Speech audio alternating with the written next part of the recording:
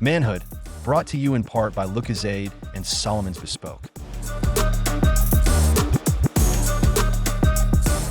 This is manhood, and once again, another big topic. Yes, I'm always saying that, a big topic, because, this, before we even go into this show is one of those things that I take a lot of pride in, and because of the message and what we're trying to do here, but also sometimes looking back at the shows, I find myself learning once again from the gentlemen that are on the panel, and it really is impactful to me, and so I'm very appreciative of the show, and I hope you feel the same way. So this is Manhood, where we aim to be better as men, as better as brothers. Today's topic, another big one, as I said, what I learned from these gentlemen and the persons that always pass through the show is we are a team. And so today's topic is the importance of teamwork. There's no I in team. And we're not talking about being a leader and a follower and sheeples and all the rest of it. We're talking about the importance of teamwork, because even a leader requires a team. And before I get to Nile, I know he likes when I sometimes quote not just our colloquial sayings, but the African proverbs. And one very popular one that you'd know of is, if you want to go fast, go alone. But if you want to go far, go together. So the importance of teamwork. To my right, Johan Iodike, behavior change. Well, I notice we see you as specialist, but I keep saying consultant. But for today, I'll say behavior change specialist. To his right, Colin Borde, Trinbago, Night Riders manager, and so many other hats, and we'll get into it. So really apt to have you here today, Colin, to talk about teamwork and the importance of that. And to Colin's right, Niall McNish, provocateur, vibes god, general. Let's just use co-host for today.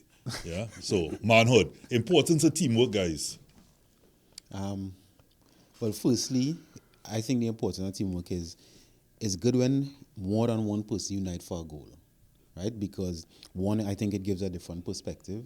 You learn different things, and sometimes, because we're not perfect, having someone else helps you see a different perspective, or even identify maybe an obstacle that you couldn't see before. So I'll go with the benefits. I mean, it have some drawbacks sometimes, because depending on personality clashes and so forth and so on, but we could get deeper into that. So that's just my initial thoughts first. As you mentioned that about the benefits, like we discussed in one of our episodes where we talked about the advantages of adversity, and so even with some of the perceived negatives, they're learning curves, because as long as you're a strong team and you identify respect within there, that even though there's some drawbacks and everybody's sort of vying and juxtaposing for sometimes that leadership role in a team, or not to be seen and draw back even within the team, and you kind of want to pull them out and say, how you pulling your weight, boy, and all these things.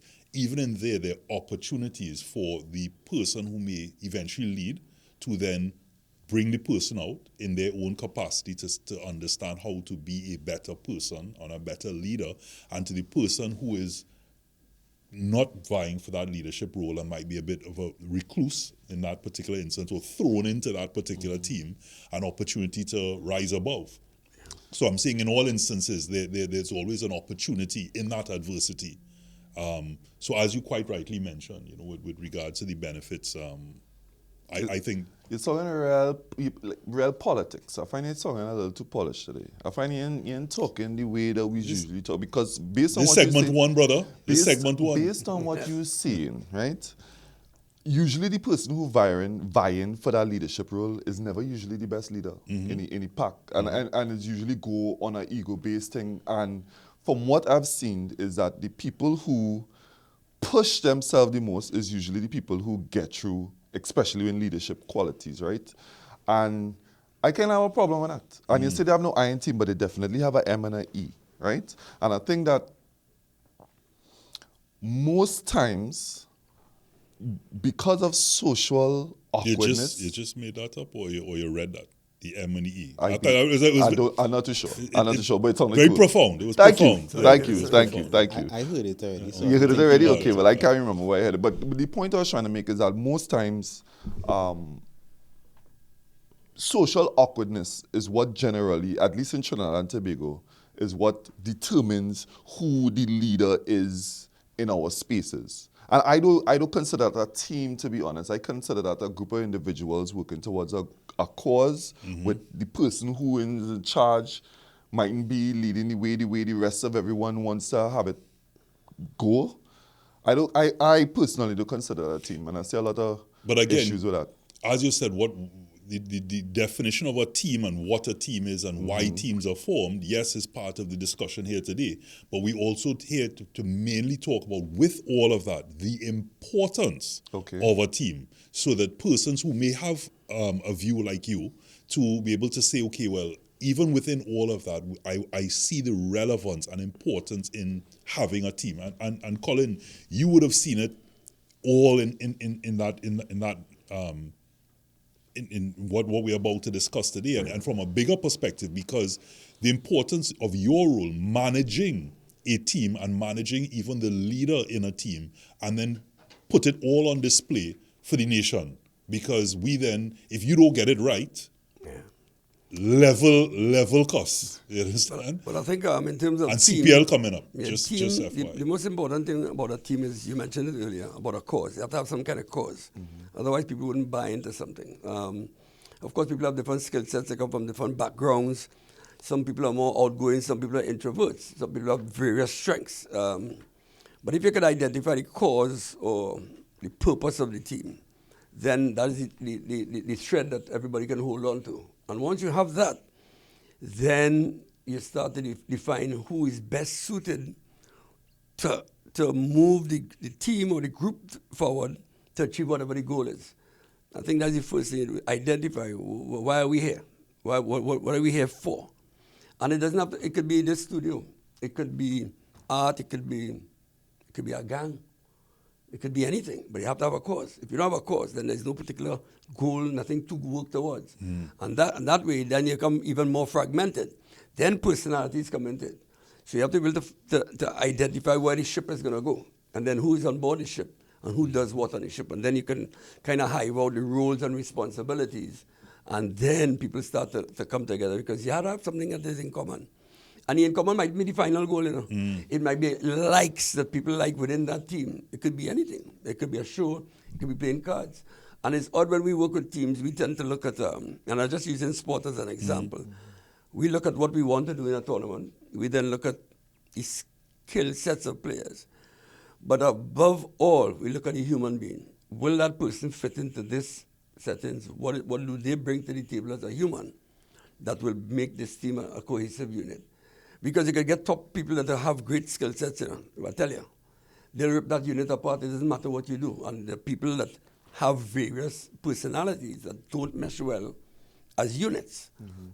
You spoke about me. Yes, that is a component. And what you have to do is to manage all of those egos and try to get everybody on the same page. Everybody looking forward, then people tend to go forward. If people still looking back and looking sideways and looking at themselves, then it's very difficult to move towards whatever the cause is. And once you're not getting there, in general, the group gets frustrated. Not just as individuals, but as a team, as a group. And then you have the usual things where human beings, we have all the frailties. Everybody has it in all forget confidence is something you build over consistently doing something. You could be a confident fool, you know. You know, make no mistake about it. You're still a fool. So you have to be able to be consistent in trying to get better at whatever your craft is as a human being. And that, for me, is the most important thing. What is your goal? Then you look at the personalities. Then you work with the skill sets. And you'll find that people then work as a team to be able to achieve something. That's how my off-the-top view is. So as you said that, like, you know, you could also be a confident fool. You know, this is where I'm going to use another one of those sayings where it says, you know, a clown goes into a castle, doesn't make him a king. It just makes the castle now a circus, right? So in that case, you know, like you said, you could be a confident fool and leading a team because nobody else wants to step up to the plate, or nobody else has the confidence to step up or wants to take on the role of the consequences of failure. Yep. And looking for, maybe even in that victim mentality, where it's just a case of, I don't want that responsibility, but if this goes wrong, I could just blame you and palm it off. But what about, no, there is that. There is that. But what about, let's use Trinbago Knight Riders. Kyron Pollard, obvious choice for the captaincy, followed by a good choice. I mean, in this case, a lot of people look at it. He's one of the best players he's achieved. He can stand by what he says. He's a role model. He's a mentor. Or, I mean, all of these different things. So it makes him a good ambassador, first of all. And his qualities, with the team looking up to him and looking to him for that charge, makes him an obvious choice. Nobody's going to, and I'm sure nobody in the team, nor the management, be it Venky Maiso, I don't think anybody's going to challenge the fact that he's the obvious choice to be the captain. But I'm using it as an example only for our viewers to understand my point, which is what happens in the case where you are believing in someone, like you said, the cause. And the cause at that point is not just to say, play your best. It's you want to win. I mean, you're playing in front of Trinidad and Tobago. We are very passionate when it comes to sport. And especially with CPL, our history in CPL is always one, top. And there's a lot of weight on the shoulders of yourself and Polly and all the others. And I'm saying that what happens, like we've had in the last couple of matches, when things aren't going right and you're now left with trust, just trust that this is the right thing, we're doing the right thing, and anybody else that took this role would have had the same result. Yeah. Well, for us, our goal, yes, of course, is because it's a competition, is to compete and compete really well. And ideally to win the tournament. I mean, the nature of what we do is a competition. But as a group, and this has metamorphosized, this has come over the last 8 years or so. The players are always concerned about whether the people are happy and the kind of joy we bring to the team. When you say the people are happy, which the people? The fans. Okay. It's an amazing thing. When we go to games, and even if we do well and we win a game, there's a conversation, are we still playing entertaining cricket that people can enjoy it? And that's real interesting because you're moving just beyond not just winning the game, but how you do it and whether we interact enough with the fans and so on. Because it's a great feeling when you come out of a dugout. I remember after COVID, during COVID, we had no fans. So you just played, literally. It was a great opportunity for us to get back into just playing for the love of the sport. There's no crowds, there's no lights, camera action, and all those things. No fanfare, no dancing, no music and all of that. So you had to play and you had to remotivate yourself why you wanted to play the game. And those were conversations we had as a team. But when we came back out of it, I remember the first game we had played in Trinbago. Remember the fans are maybe 15 feet from where our dugout is. And I remember everybody walking out, and at the end of the prayers and so on, we went back in. The first thing was, Christ, they really love this team, boy. It was a great feeling, like, wow. Check how happy everybody look, the kids and so on. And that for the team is real motivation. Our disappointment when we lose is how disappointed the fans are. So sometimes you have to control that emotional side of the team. Why the fans or the people reaction has that much of an impact? It's because when you live in a country that you see an opportunity for people to smile, and you could be part and parcel of that, you feel as a patriot that at least you're helping along the way under all the pressures to make somebody smile. It's like when you do good for people sometimes, it gives you a lift. And from a team perspective, when we see that, I talk about as a whole group, myself included, we feel really good when we look and see the fans are happy. No, we've lost games and the fans are still happy, and don't get me wrong, because they enjoy the game. Of course, they're disappointed. Sometimes we just have to make sure in terms of execution that you don't get too emotional about it, because you have a job to do. So you have to learn to balance it too, but that is part of the driving force. And in the nature of what we do as a team in terms of sport, feedback from the crowd is good. If you ask a musician, they'll tell you feedback from the crowd is good, because that is the purpose of the exercise. One of I spoke earlier about the thread, is that that thread is from the people to it's a different connection, not something that's done in an office. It's something that is interaction with human beings all the time. And if you're a human being, you could get, that connection is so strong. I have been all over playing with players. They're different when they play abroad. The connection here is different when you come home. And you can't deny that. You want to enhance that. I don't like the word that you used just now. I understand what you mean, but just for clarification, they're not a patriot, they're a night rider, yeah? Because remember, Bravo, that will sink in a minute. right, with regards to... If I have to explain it to you. Explain it. The St. Kitts and Nevis Patriots, right? So I just want to say that we're not Patriots, we are Knight Riders. Yes? Gotcha. But I want, Colin, that I understand it is intoxicating to put on that red, white, and black to perform or to, for your country, whether it be sport, entertainment, academics, anything. The pride that's there in being a citizen of Trinidad and Tobago, and any country, but I mean we specifically Trinidad and Tobago. That red, white, and black is intoxicating, and so I get why it's not only about winning, but also you want to see them play more. Like, you see that match and you like to see the sixes and you like to see what Puran has done or Pollard or any of the other players, and you say, hey, you know what? I remember, again, we talk about the importance of teamwork when Darren Bravo, when he had a bad call or a fella gave him a wrong ball, and then he came right after that and he slapped him for six all over the place. Remember that? And he gave him a shimmy at the end. And these are all parts of the performance. But I just want, before we go to the break, to come back to within the team I'm talking about, when that captain or that leader is selected, how important is the trust? Because you know the cause, and the cause could change because you start off with one thing and then everyone has their own perceptions of what that may be going forward. But for the longevity of it, that trust must be there that if the needle is changing or while you're getting there are things that are going awry, that you still trust that this person can get me there. And what is my role in supporting the captain? And we're talking about a chosen one. We're not talking about someone that, because most leaders emerge, like we were talking about earlier when you said you could have confident fools. Someone who says, I want to be the captain. What's that Tom Hanks movie? I'm the captain now. And most people, just because he says, I want to be the captain, relinquish. That's it. But a real captain emerges. But I'm saying how important, before we go to the break, just to discuss, is the trust factor from the people that you are leading to make an effective team. Well, I think the trust is the first major thing, but trust is something that's earned. So, these guys haven't popped up overnight, and as you started by mentioning when he introduced Kyron Pollard, using him as an example. He has a wealth of experience around the world. He's played 500 games. He's won 2 World Cups. He's captain West Indies. He's captain maybe another 3 or 4 franchises around the globe. Obviously, his cricket acumen is well documented. But as a person, he's 6'5" and he looks big and he's imposing. But as a person, he's a very gentle person. He's very powerful in his delivery.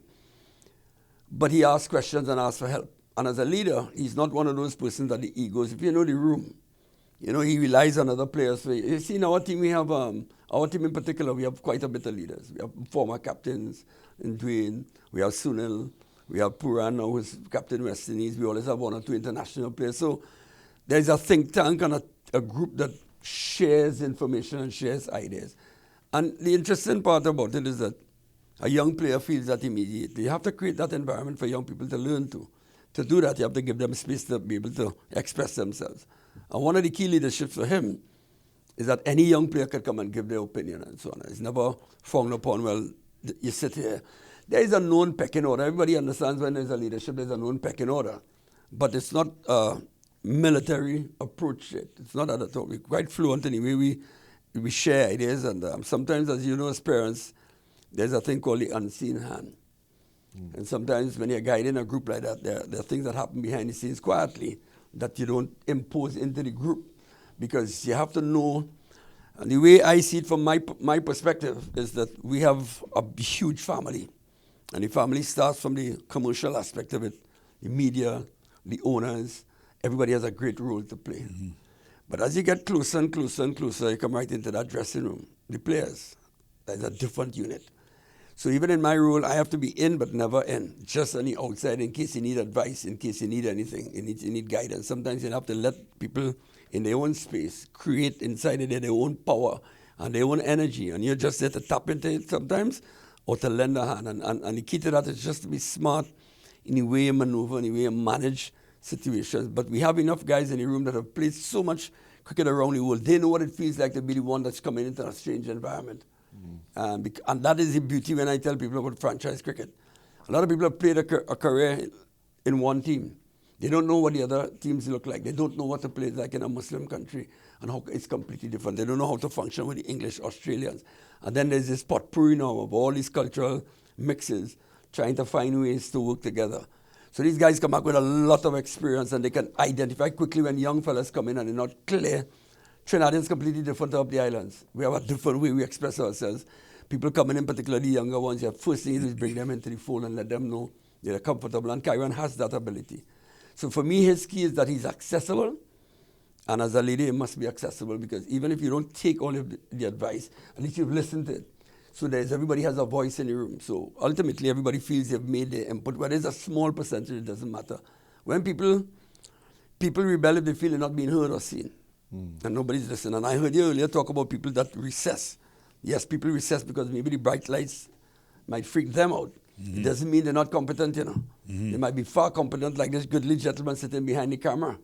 But he plays a part in the room. And as long as people can identify what the roles are and let them shine in their role, you know, you don't put people in places that they're uncomfortable, at least not in the public space. They're behind the scenes, you can work on people slowly to come out of that comfort zone. So it's not just cricket, it's just all of those things have to be brought together.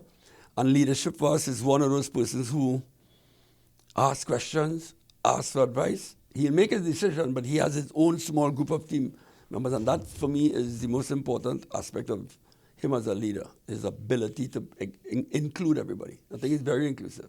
So you mentioned, of course, all the several layers from the management, all the various layers of management, and that you must have your own, what's the word, microcosm, your own ecosystem happening culture. Yeah. that allows for you to then execute. But there's a bigger picture there, and we're going to take a break. But when we come back, we want to talk about the importance of teamwork, not just from a leader's perspective, but the responsibility of the team members.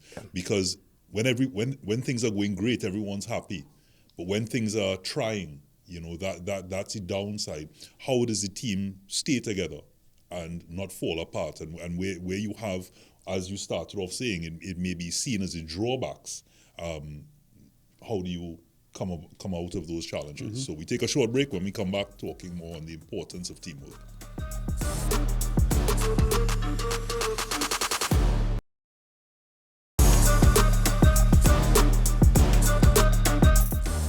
Hi, this is Manhood, and we are talking about the importance of teamwork. Right. So I have a question for you when we're talking about ups and downs. Now, this is what I've experienced, one being in various types of teams, not only sporting, and also working with teams in a professional capacity, is that sometimes, let's say for a team, everybody want to win, but everybody want to win for a different reason. And sometimes the coach, the leader, the captain sometimes want the person to do it for the love of the game. You had to play for the love of the game, not the fame, not the girls, not the whoever it is. But when you're telling somebody what they should do, you must get resistance, even though everybody wants to win. So tell me your thoughts on that and some of the other difficulties. Before you respond to that, because that what you just said there is very apt to what I was saying about the ups and downs. I just want to read this quote and then we're going to go into it.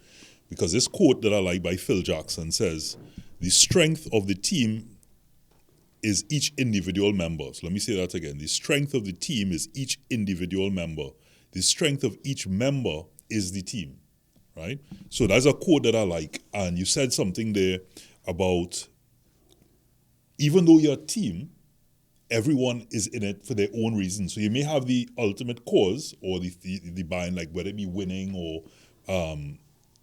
whatever the ultimate goal is. But individually, you still have your own thing, your own selfish reason, your own I in that team that you want to establish. We're humans. Anybody who denies that is lying, basically. Right. So I just wanted to say that's a real good way that I want us really to push in this segment to talk about that, because that really then comes down to establishing the importance of teamwork. Well, what is one's motivation? Because everybody has their motivation. I think some people do it because they need the money to feed their family. If somebody comes from most of athletes, they don't come from Goodwood Park. And they become the sole breadwinner outside of their immediate family, from uncles to aunts to village. And that's things that you won't see behind, you don't see it in the public sphere, right? So even at a young age, you're entrusted from people telling you how good you're going to play for this team. That's the pressure as a player itself, using players as the example.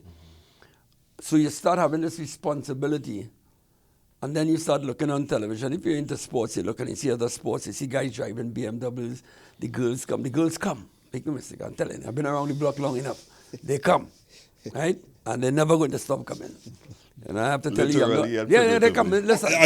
Listen, I was just waiting for Niall to. no, but they come, right? Yeah, They yeah. come, I mean, and that's part and we parcel. hope. That is part and parcel of the package that comes. I know. I've been around the block since 2008. I've seen guys come in, and I've seen them retire from cricket. I've seen the whole gamut. I mean, they're like all of them to me, like my sons. But the ones that stay zoned in is because it's there for motivation. Yes, the distractions come. But ultimately, that's their job, you know. That's their job. That's what they're good at. That's what they're great at. They don't have 3 or 4 other jobs. They're learning on the job like all of us. It's always on the job learning every day of life, right? And they need to, when a player is not playing, he's lost his job, you know. It's not easy to lose your job. There's no real tenure here. It's all performance-based. You lose your job, you don't know when the next job is going to come. And the next job might be a cheaper price that you accept because you need to work. And then that becomes the accepted price that you accept globally. So sometimes guys turn down tournaments in the hope that the next one, they'll get a good pay packet. I tell you, this isn't professional sport.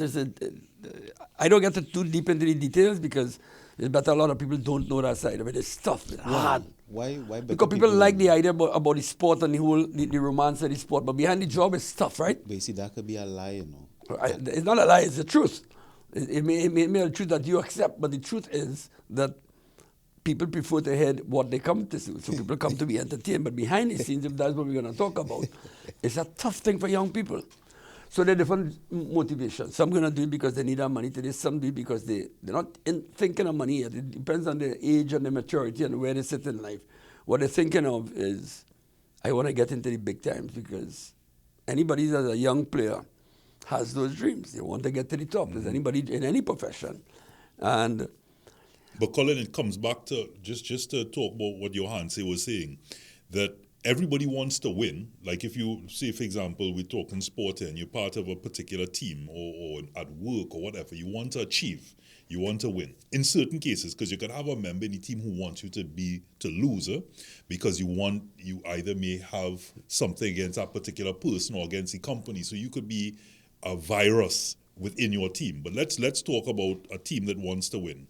But your reason for winning could be, as you mentioned, it could be money, it could be fame, it could be girls, different reasons. But everybody still has the common objective, which is to win, but different driving forces.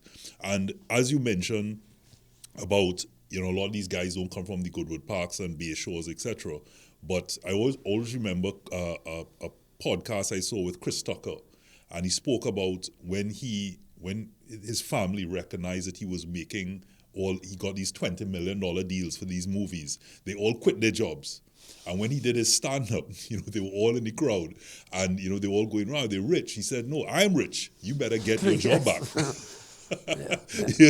So it's not, but there are persons that, yes, have to now have the burden of having to take care of the entire family. And their reasons to be part of that team might be different.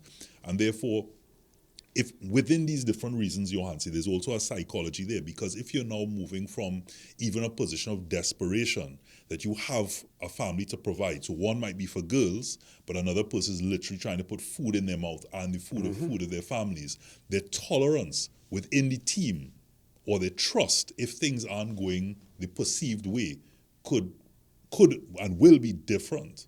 And it would be up to persons like yourself to be able to manage those things. But how important is the team then to, like you're saying about dismiss the romance of the sport, how important it is for then the team to know some of those personal aspects of what somebody's... Players talk to each other, so you say when we sit and talk, they talk. So everybody knows where everybody's sitting in their life financially and so on. They all know. Why they're here? Because remember, before a tournament starts, there's an agent, you know. You have to talk to an agent. An agent has to decide on what we're going to, how was the terms and conditions before you come to play. And that is intellectual property rights, how much interviews you're going to do. It's clearly articulated that when you come on tour, I'm giving you a note up front saying you have to do 15 interviews for me, and these are the times that you set. And I broke that out. So everybody has a schedule of where they're going to be, how they're going to be. There's free time, but it's regimented. Because you have the different personalities, the different various levels of skill sets, egos, and global recognition. You have to manage that team so it stays as one unit. So we're talking about people having different motivational reasons. One of the ways to try to manage that is by giving tasks, small tasks. So you may not be playing today. Let's say we're using cricket as the example. You may not be playing today. But that task that you have to do is always with a key on how best this unit will operate and why it's important. So you may want to play today, but you just can't make that 11. It may seem insignificant, but when we sit in a dugout, they assign people, so number batsman 1, 3, and 5, you will handle that. You need to speak to him, find out if he drinks lukewarm water, if he sweats, if he has a spray by the third over, learn him. Make sure the helmet is there, make sure the extra bats. If it's later in innings, get heavier bat, talk to him. Your 3 players you focus on is him. When he turns, you can't say, it's only signals. So when he looks and does this, that's a pair of gloves. You have to have everything waiting for him. That's your job. Your job is 2, 4, and 6. Your job is 7, 8, and so on. So when they're feeling, Karen Pollard sweats a lot, Russell sweats a lot. I need you to leave and go up before he comes on the field, and he's going to feel long on and long off for boundary riding, for catches later in the game. You need to put on their 4 towels and leave it there for him. He drinks this water. This guy does this. This guy likes it. So even in the room, it's very clear. So you don't leave players who are sitting there too long to be up in their own minds about the wish you were playing. Nah, you have a job to do. Everybody there has something to do. But Once just we a turn up, side we do note, the you job. mentioned about I mean, I should know this as a former sports anchor, but you just mentioned about a heavier bat coming later down in the innings. What's the reason? I know it has anything to do with bats are designed differently. So if you play in the subcontinent, the ball doesn't get up as high as possible. So the sweet spot will tend to be lower in the bat. If you play in England, the edges, because the ball swings about a little thicker, it's all within the range. In Australia, the sweet spot is high up the bat, and that's what fellas change bats to suit conditions. So it's a lot of analysis. You're going to use this. Let's decide a 2.9 bat, 3.8 for this guy if he's stronger in his shoulders. The physiotherapist will talk about your core, how fast your bat speed is, and then you kind of fashion a type of bat that will suit that person. And then he'll get an option of 10 bats, and then he'll go on pure feel and touch. Yeah, this feels good for me, and so on. So the reason why you see that look on your face, that's what I wanted to get at. It wasn't one. I admit I wanted to be enlightened. I really didn't know, but it was to get the reaction, because all that shows by you expressing that, not just your knowledge, but how important the teamwork is. The action is behind the scenes.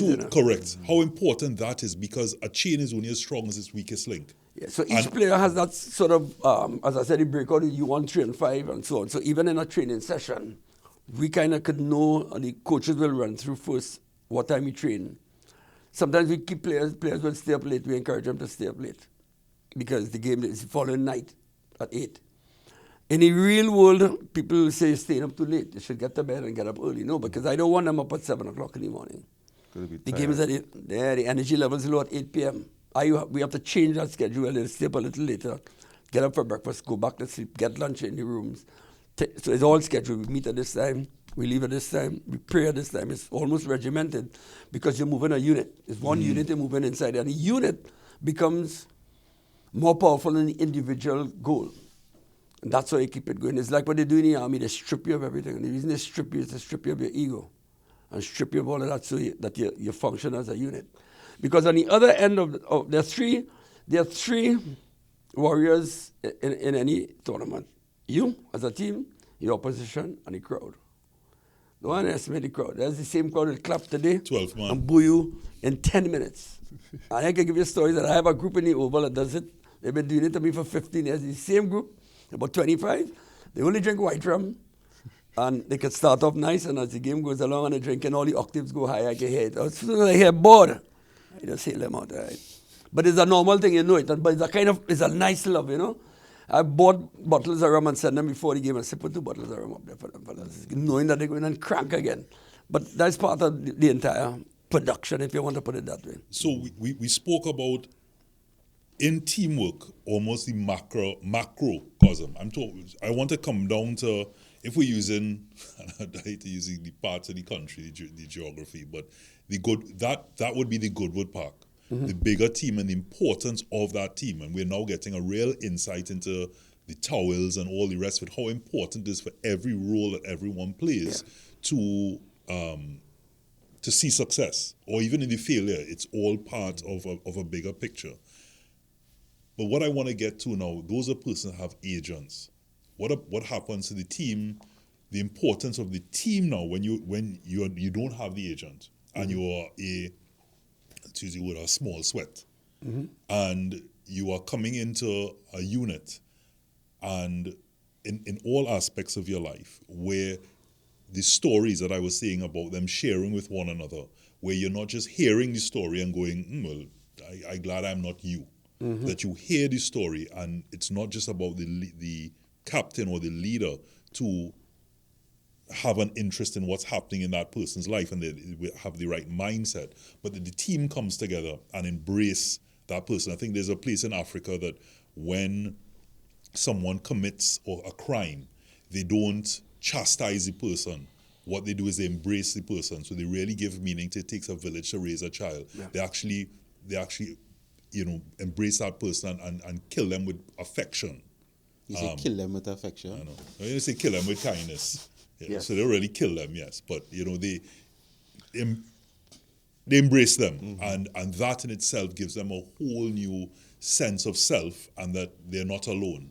So I'm saying in this case, is it something in your experience and as management that you have a vested interest to? Yeah, so what we talk about is professional sports. So I say this to many people, professional sports is not the normal sports. That's a different... Correct. And for those who play sports, regular sports, even play sports at junior national levels, that's not the same sport you can play there. It's a different sport. You can tell a rookie coming in. You can tell, and it's one of my goals is to try to filter it down, but keep the purity, because the attention to detail at a professional level is ridiculous. I'm telling you, it's just super ridiculous. At the lower level, it's not that. It's more the spirit. You want to play the motivation. When you get there, it's a different ballgame. Now, the time you put on your shirt and tie, the time to get to work. There's so much riding on that's a whole business. It's a $1 billion business. It's serious business. And the players that are around that is completely different to what we do at another level. So when you talk about players are not coming into it, how you do it generally is you try to get the team slowly to govern itself. So there is no principal and student. I mentioned it before about the unseen hand. You have to have this open dialogue like we have here with particularly younger players, because a lot of times the younger players, they don't have experience in it. They have a dream, but they don't know how to get there. They don't know what the steps are to take there. And to talk about getting steps to go somewhere is just that if you dream it and manifest it, you'll get it. That ain't true. You gotta work. You have to do small steps consistently, the mundane work every day, and get up and go and do it. And just remember that if it's raining today, you're still going to run. And if you're not feeling so good today, you're still going to run. Or you're going to go to work. And if you don't like your boss, it doesn't matter. You're going to turn up with a smile. That's not an easy thing to do every day as human beings. And you have to do that consistently with no guarantee of success. They're not guaranteed to become what you think you're going to become. A lot of times you have luck, you happen to be in the right place. That's how it works. You talk about momentum. But for younger players, I have seen and I'm moving away from that professional level. I've done all the levels already. You can tell sometimes how well a team will do based on how they start governing themselves. So when you start pulling me up for any infringement, and you start doing it, and you start doing it, so as a group, collectively, you speak about embracing. We're not beating up on you. We're just snapping you out of it. Hey, we need something more from you today. But it's important that they know that it's communicated in that way, because you could feel that they beating up on you. And it depends on the background too. Sometimes. That environment has to be conducive to learning. Everybody has to learn. So as I mentioned about learning, I know as a team, I know either Niall or Johan they have something that they need to take us to. Because as a team, It is time for it. And it's time for a break. It's time for a break. I think we will take one today. But I have a real serious question to ask right as we come back from it, so stay tuned.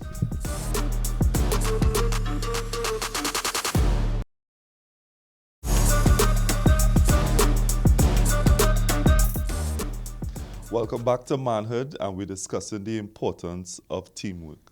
And speaking of teamwork, I had a question that I wanted to pose to you guys. When exactly does a team become a team?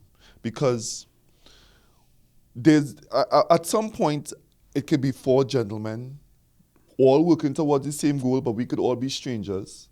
But when does the actual team come in? Because I feel like for me, team real important the same way that we use the word friends. Some people use the word friends very flippantly. For me, friends is something very important, right? And the same thing applies to team because it really comes down to trust. For me to call a team, I have to trust you as an individual to accomplish your task the way that we decide that we're going to have it. And if I don't have that trust in you, you're not a part of my team. We're just two people going towards the same direction, like people on a bus, you know? Well, the thing is, the problem with words is that it have a dictionary meaning and then it have a meaning that each individual is put towards that word now. So we could look up what the dictionary meaning a team means, which is simply a group or people working towards a common cause, right? Then we could add elements like what is in trust, right? Colin, you said the different elements that make it be team and real, but you said some earlier. And that real important because the nitty-gritty of human behavior, I think, is the most important part. Because let me say we go to a fete and it start late, and everybody want to get inside, and everybody decide we're going to do X, Y, Z to get inside. At that moment is a team. Okay. Right? Die strangers, you don't know anybody's name. So is understanding, I think, the nitty-gritty and what you were saying about professional sports versus other levels of sport, that attention to detail. And I know the overarching theme is teamwork, not necessarily cricket per se of sport, because I mean your background still is that it's that level of detail I think is what not all of us, many of us may lack. And I could talk personally sometimes when auditing myself, because of course, as you said, me as the person, you're still bringing the eye to the team. Mm-hmm. So doing an audit of yourself, what you really like. So like, you see how some cricketers, you're saying like certain bottles of water, certain weight of bat, etc. Sometimes we don't take time to first understand, before we even join the team, what we really like, what we really want to do, what we really want to accomplish, and why. And then, when we form the team, and our team could be a family, it could be a couples, it could be colleagues working together in different environments. I mean, right now we are a team because we are common cause. But knowing what it is, sometimes we don't take attention to the details. So we'll have a husband want a family for a specific reason. The wife want a family too, but for a different reason, right? And then we have people working in an environment. Everybody, let me say, want to make money, but some don't want money. I want to help the nation. I want to help children. I want to help wherever it is. But they don't even know the operating that field. And I have encountered that when companies ask me to come and do team builders. Yes. One of the major components I ask is, why are you working here? That's simple. That's sometimes I say, why are you working here? Mm-hmm. And you would get a whole different variety of answers. And even sometimes in management saying, well, I didn't know that. I didn't realize that. So I just reiterate, and besides on a sports team, we all are in different teams, and that level of professionalism, I think, and one thing, I know we're not ending it, but one thing I taken already, and even those viewing, is that level of detail, sometimes you have to know where's your preference. You have to know what each person in the team want to do and why, and then take some detail, and then we can get a little more synergy or teamwork. I want to go back to what you started off saying and what you explained, because I'm still it's such an apt point that I want to further ventilate. So when you mentioned about individuals and you use an analogy of to get into a place, that's a team. So I just briefly looked at the meaning, and it says, a team is a group to achieve or attain a common goal, right? But to me, a team is still where you have to come together voluntarily to achieve a goal, you have to determine that I am part of this group that we're going to. So like you said, about entering a venue, if you want to, so that's almost like a riot, right? To enter that venue. But we would have to then agree, hey, we busting on this wall and we going into this venue. But if it's that we're charging, some people lead like sheep. Somebody goes and everybody starts to push. Is that then still a team? I mean, it's a bunch of individuals, and yes, there's a common goal to get in, but we haven't discussed that common goal.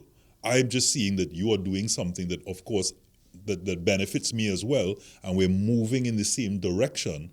But I don't still say that's not team effort. So if we are playing football, say for example, we have decided to be on this team and we want to win, then that's a team with maybe individual requirements, whether it be women, get money, I get a new pair of tugs at the end of this, whatever the case may be. But I want us to kind of have that deep dive into one, the importance of team and the perception of when we are quote unquote part of these teams, even when we volunteer, that we're still a bunch of individuals, not really coming together When in any.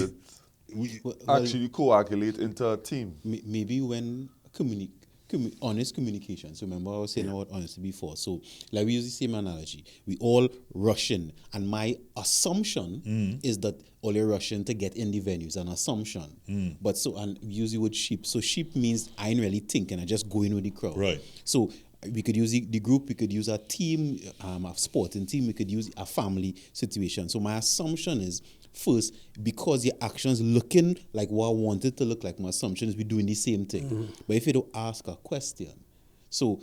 But then you're not moving as a team. You're just individuals saying, hey, this looking like the right thing. I have not communicated with you. I agree. So I'm just moving forward to get this done. And when I get in there, I still don't care about you. When I achieve what I need to achieve. Because nobody's in there going, okay, I'm looking out for you, and hey, we doing this, and hey, look, and all these signs, we go in here. It's not coordinated. I guess until you establish the commonality. So it's asking, so I'll give you an example. In premarital counseling that I do is that I ask the husband, the man and the woman that before they was married, what is a husband and a wife to you? What is a husband and a wife to you? And then they give answers, and the answers be real good, but many times it will be the same answer. So it's only when they start to have that conversation, then they could become a team, right? Also, even common sense, right? I would say common sense do exist. What exists is your sense, my sense, your sense, your sense. It's only when we talk and establish something, then the sense becomes common. Gotcha. So maybe that is the point. That is the point where the team established, when the sense becomes common. Not just, I just seen something and I like it and I'm going with it. Because then I could stop, as you saying, Robert, stop, and then I just an individual, you go and do your thing, I go in and do my thing. So I think that was a real good question, and even how you break it down, it was real good. Before we even spout the word team, like how people may spout the word friend, right? Yes. Let me establish something common first, and then we're able to move forward, whether it's sports, family, etc. So, Colin, is it that, part of team is coordination, clearly, because you have to understand and agree that this is what we want to achieve, but trust, but respect as well to one in that discussion, whether you have agents or not, to understand what the other person is trying to achieve. Just like in football, everybody has their positions to play. Cricket, you have your positions to play basketball, and it's trusting that you can hold down your position and you are equally dedicated and committed to the common goal. But apart from me trusting that you have the skill set in the team, if we're using sports as an analogy, but I also have the respect for you to that you're not in it selfishly, purely selfishly, to say earn money or to get a girl or whatever. That there's a team that you're saying, I'm carrying this person, because I don't want, you always hear, I don't want to let down the side, or I don't want to let down the team. And I'm saying, is that by our own, I know it's not the dictionary meaning, but we always have perception, like we talk about humility. Oh, there's a dictionary meaning and there's a word that we perceive, and we have our own narrative with regards to it. So I'm saying the team that I think we're talking about here today as the importance of team, by what we understand, is something where, yes, there's a common goal, but we have the respect and trust that we all love each other in as a brotherhood Actually makes sense. to get there. Actually makes sense. You see, compromise is not a weakness.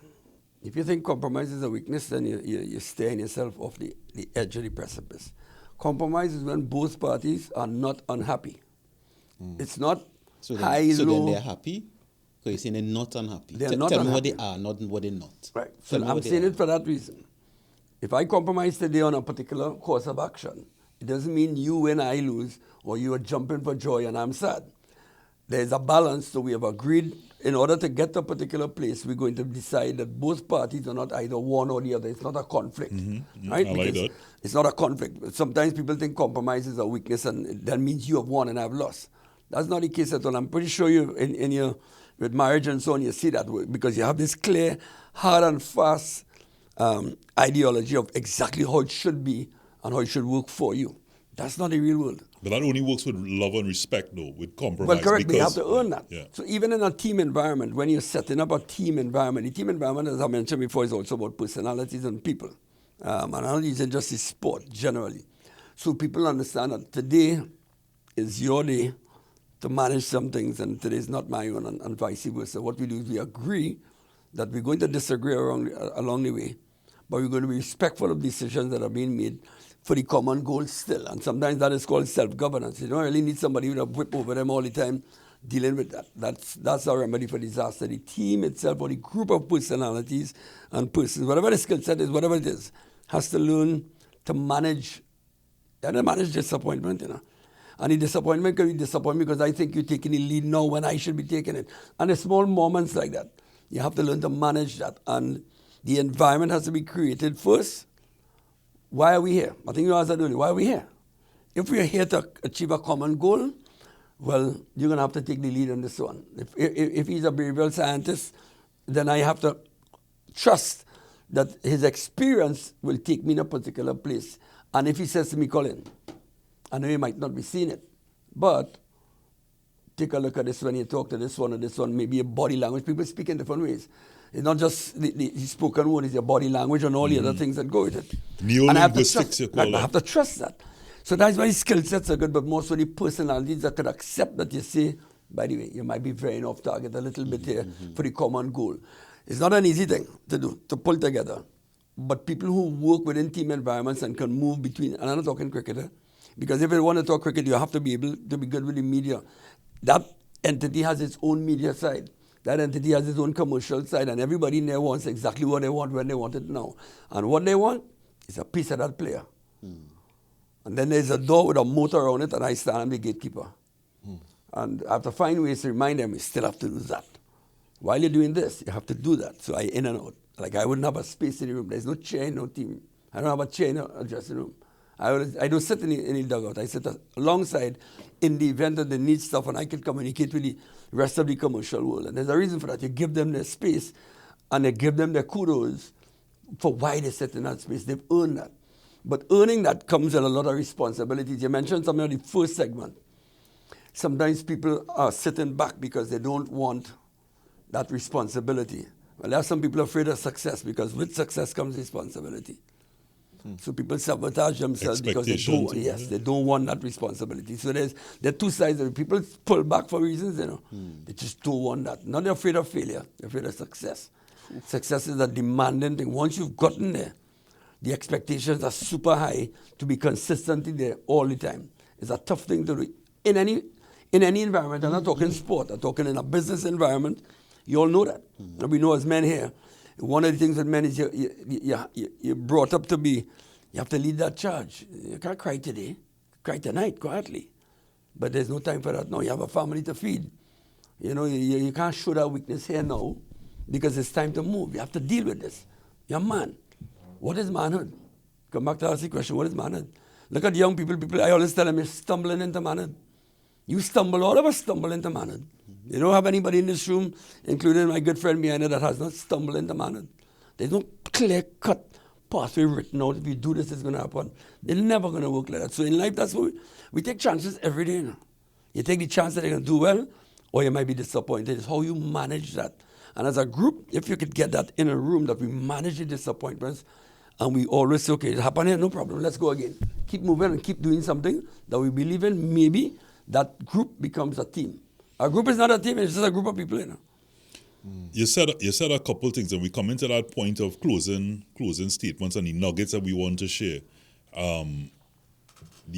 Where you spoke about to disagree and agree, and one of the most important things for me, the impactful things, is the expectation of that comes with success, and failure takes no work. Failure takes no work. I mean, if someone is expecting you, if you're there and you haven't succeeded as yet, someone's going to, they don't know much about you, and therefore, if I'm not doing anything, you're expecting that of me anyway, so why am I going to try and be any different? If you don't have that champion mindset, so to speak. But from the time that you succeed, there's then that expectation. If you hit a 6 out of the park, for example, there's an expectation, even the possibility that it could be done again. It's not a one-off, you're not a phenom. And there are people, like you said, that will require that management or that teamwork to come out of that shell. Yeah. What I want to ask, before I go into, we go around in terms of closing, what happens, one, with someone with that mindset, that defeatist mindset, where you could see the potential, but they're not living up to their potential, or that they're simply a virus in the team? At what point does the team come together to say, hey, we've tried, this is not working, but for the benefit of the greater cause and our individual aspirations, we had to move you on? Yeah, good question. It has happened before, and it'll happen again. The thing is, when you are selecting a team, in our case, you may have a team of people here, and you work in an environment. You don't get to choose. I mean, it depends on the level, and you get hired for a job. Mm-hmm. You get thrust into an environment, and that's your environment. You're not in charge of that. That's who is there. You have to work with them. So even from a player's perspective, they get selected, and they come in, and they have to fit into an environment. We think that's the best environment. It may not be for him, because he or she may come from a different background. And you mentioned that earlier today. People, receptors are different, Mm-hmm. So you thinking be getting across the message to that person, and that could completely be opposite. And we've seen it before. So you try to change. You have to keep the body of the work has to continue, because we don't have the luxury of time in competitions. You have to come in, go, get the job done, and get out. You're on to another. It's all things, a circus. You have to move from here. The next stop. From India, we go to the States. From here, we go to Canada. From here, we come to the Caribbean. Here, from South Africa. So we only move all the time. And each time, we have to recreate this environment, sometimes different players. So one particular player may come in, but he's not the first time he's coming in. He's been on the road already. We know who he is. We know this guy has gone around the block for 5 years. He's played in 15 tournaments. We have an idea of the personality of the player. Forget his skill set. And you can create an environment where he's into play, but you can almost put a cocoon around him so it doesn't affect the team too long. It can be done. It has been done, and it will be done. Mm-hmm. And then that'll be his one stop, because he needed that. This is order. You needed that person for this particular tour. Based on this, you need that guy for this particular one, but you don't need him here. So there are guys you can use in different places like anything else. You need a plumber today. It doesn't mean the plumber is going to sit all the day. It may sound brutal, but it's the truth. Because we're building tools. It's tools. Each person is a tool in the final analysis. Mm-hmm. And what your skill set is, what you bring to the table, is what keeps you sustainable as a man in this world. I didn't invent it. It is what it is. So you have to redefine your tools. But and that's the nature of his business, correct? Mm-hmm. Where you come in and say, listen, you're doing really well here, but these are some of the areas you have to improve. If you want to take the next step, you have to be more all-encompassing, and you have to learn other skills. All of us learning skills every day. Are we getting better in front of the camera? Are we going too far? Do we tone it back? We always learning as you go through the phases of life. And for me... When you had a cut... Well, no, you have to cut. It's a brutal thing. I mean, we don't have the time today, but I can give... It's brutal. It's brutal to those who are not sitting in it. It happened to me already many years ago. I had a particular player to move, and I told my significant other that I was going to move him. And she saw him down at dinner, And so I'm devastated. And I was sitting on a laptop typing away, and she's walking past me. And these were the words: "You're not the man I used to know." And I said, "What do you mean?" He said, "You're not the same man I knew." I said, "Yeah, this is the same man. Just didn't see this side of it because he never came into this room." But it's true. And for like 2 or 3 years, she said, "I can't deal with this." I saw it completely different. I said, "I know." I said, "But you have to remember, I mentioned this earlier. Anytime you move a player, you fired someone, you know. It's not an easy thing to do that. Particularly young, aspiring players who reliant on this. There's their one ticket to ride, you know. So you have to create something that even if you're not here today, I have this for you to go and improve on. So it's not about your out the door. I needed to go and do this, and I have this guy to get you back. I want you back here. You have to be, you have to know how you manage it so that. But you have to sacrifice that one sometimes for the greater good of the other players. Well, it is. And in your individual aspiration, because you there as the manager, given a task. I have a task to do. You have a task to do. So you could say, hey, you know what? I can't do this, boy. And then you out on the breadline but if you yourself. can't do it in And the that wrong same place, wifey, your same significant other goes, I open pancho for you. You know? But Yeah. There was a time way back it's changed now. That is When what it, being a man is, you know. It changed years ago. You used to get the message, the manager would like to see you. You see that line? Yeah. That is like a woman telling you we need to talk. Correct. Right? No, serious. Once that word, that line came, I guys come up, open the door. They can come. I say, come now. Didn't you? Yeah. It's just how you manage it, how you Correct. manage that, and how What the you remind them options. that they're good, you know. Just not today. It's not a good day, but tomorrow will be a better day, and you have to know how you manage that situation. But that Colin is in the benefits because that's when they may have potential or they're not living up to the potential, but sometimes it could just be a weed and it's just a disruptor. And in those cases, it may be easier, but being a manager, you have to take the higher role. But we have to, there's a lot more we could talk about, but we have to go around the room talking about our thoughts thus far and kind of summarize it. Okay. You want to start off? Sure, not a problem. I'm happy that I had a conversation with you guys simply because I feel that I'm one of those who had my mind changed over the course of this conversation, right? I initially came into this conversation thinking I'm more of a lone wolf. You know, I'll come in when people need me for particular skills and I just kind of go back to what I was doing, right? And I felt that if I don't trust the person who's leading me, I'm not part of your team. I'm a tool to be used to execute what you need, but we are not a team. However, in having this conversation and hearing you gentlemen speak, I realized that the answer to my question that I asked is when does a team become a team is actually any losses. I care about when we don't accomplish the task. And that's when I feel the team is formed when we as a collective realize that we didn't actually reach the goal that we wanted to reach. And that matters to me. And if it matters to you too, we're a team. You understand? And because in listening to you guys and hearing a different perspective, I was like, you know what? I had to change my definition of what team meant to me. And I appreciate that for you guys. I appreciate that. Thank you. Colin, thanks for being honest, right? And that's the thing that I love about manhood is that there are aspects of men that we get to learn about, right? And of course, I think it helps. One, it helps me along my journey in being a better man, and I think those listen will help you understand too. Because one, the intricacies of managing a team, and I think most men manage some kind of team, right? It could be a family, it could be you and your son alone, it could be you and whoever it is. It could be, let's say you have no children, but you have parents who getting older. That's a team you have to manage. It have real intricacies, and being honest about your strengths and even being honest about your weakness, and not just to acknowledge the negative side, but to be able to learn from it, right? I think is important. And then lastly, you see that what you're saying about that again, that comparison with professional, in the detail that is paid towards professional versus other levels. I think even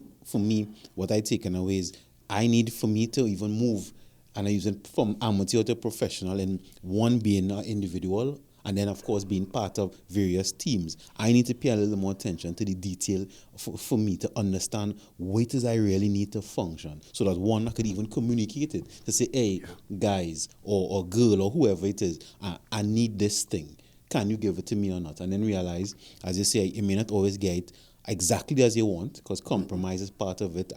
Being humble, right? Being humble, which is realizing sometimes I don't need it today. Sometimes the skills that you have it not up to par. You need to go and refine it, so I could be able to take that to go now and be a better individual man and even be part of a team. I think I want to thank you all for having me on first. I think the questions were really good, because this show itself is about self-analysis. And we talk as a group and as a team, who, when you guys work together as a team, is my first time in. But thanks for making me feel comfortable. That's the most important thing, right? Thanks to my brother in the back there as well. But it's important that you I was made to feel comfortable on a conversation and starting a conversation of that I knew about. And I could try to use that as an analogy to relate to what we were talking about. So well done, right? That was skillfully done. Good job. The important thing is that you have to do some self-analysis as an individual and understand, why are you doing what you're doing, why you're here. Do you love this? How can you improve? And who are the people that sit in and amongst you on this common goal called life, and how you could learn from people, and you can learn from anybody, it doesn't matter. It doesn't have to be a team in a jersey, or the same cap, or the same music, or the same show, the same language, it doesn't matter. Everybody's on the same journey, you know, and the journey is going to end. You can put all your money on that. The one thing you know is going to end. Along the way, you should have some fun too. If you're honest with yourself, you have fun. I am no different to anybody else. My view of success is not whether I win a trophy or not. That's part of the job. Success for me is if you live a really good life, you make people around you comfortable, you make people feel special, and you live in a way that you're living with your spirit. And I have a little boy called Colin, and nobody can get that from me. That's mine. And I keep that motivation all the time, because that is part of my life. Enjoy it, enjoy your journey, because in the end, at least you want to finish off looking back. If you could remember and you didn't get dementia, no, I'm telling you, that you can laugh and keep the spirit, because you could come to the end with dementia. You've seen people with dementia and they're bitter. You've seen people with dementia and they're happy. True. So keep it happy, because it's one shot you have on this planet as far as we know. Enjoy your ride. Enjoy your time. So you said a couple of things there, Colin. I mean, everybody, I appreciate the team effort here today in delivering what the importance of teamwork is. And everybody thinks they're on the same journey. But you're right, the journey will end. Whether you go up or down will be the determining factor as to whether you lived your journey in the right way. And Colin, you even said that you have a little one named Colin that you have to look after. And I think that That's my buddy. And that's your body. And part of that is also, we need to start off with self. You can't give what you don't have. And in that teamwork, even within yourself, you are a team. You're individual, but you're a team, because if your brain and your body and what you're eating and all the rest of all your senses and sensibilities aren't all singing from the same hymn sheet, so to speak, then you're in trouble. Mm-hmm. So the teamwork starts from within, and then you go outward. And Niall, it was very apt in your discussion, and when we spoke individual and what you now get from what a team is. Mm-hmm. And that's so important that we all understand that when you're a part of a team, if you don't feel that you have skin in the game, if you don't feel like you're part of it, then it's best you admit it, give the respect and the love to the persons that you're with, or the person. I mean, a team is two or more, that you're doing this for selfish reasons. And that's okay. That's okay once it is admitted. But if you're part of a team, that respect, that trust in the other person, and that you've given of yourself to be part of this team for them to do what they need to do.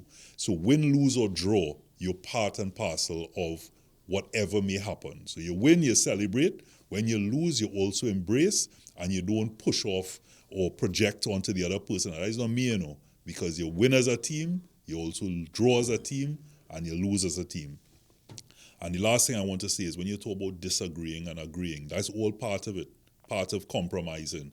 Because if two persons always agree, then one becomes irrelevant.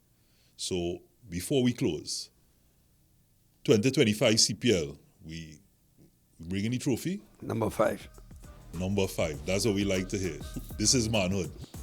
Johanse, Colin, Niall. Importance of teamwork.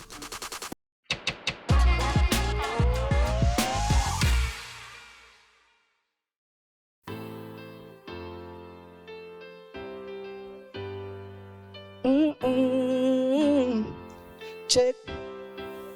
I got to make it out, yeah. One day, yeah. I got to make it out, yeah. One day, yeah. I got to make it out here just for you, mama. My whole mindset changed since I leave, mama. And people start move sideways, and I'm getting tired of the lies and the sneaking wrong. I got to tell you how I feel inside, mommy. And lately it's like there ain't no place for me. It kinda hard being the black sheep of the family, but since it gone, it's like them trying to see the worst of me. Every day, and I'm in mind straight. Keep me away from all bad energy. No matter how the demons try to fight me, I shine in the light to my mother planted. Father God, guide my kids them. Keep them away from evil forces. Coming no say the demons out here roaming. I'm just praying to God them don't get me hunted.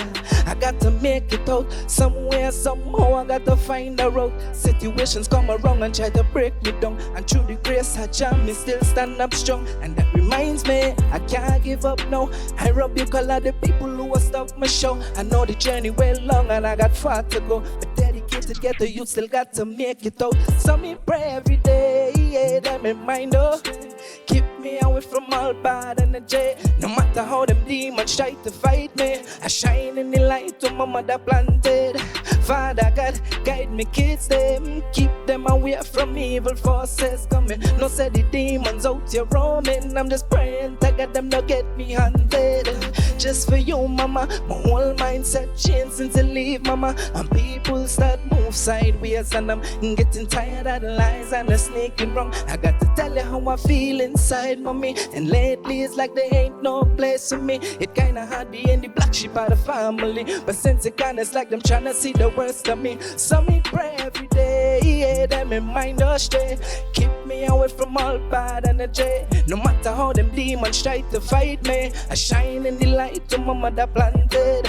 Father God, guide me kids them. Keep them away from evil forces coming. No say the demons out here roaming. I'm just praying to God them don't get me hunted.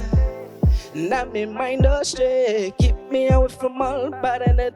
No matter how them demons try to fight me, I shine in the light to my mother planted. Father God, guide me kids them. Keep them away from evil forces coming. No say the demons out here roaming. I'm just praying to God them don't get me hunted, yeah.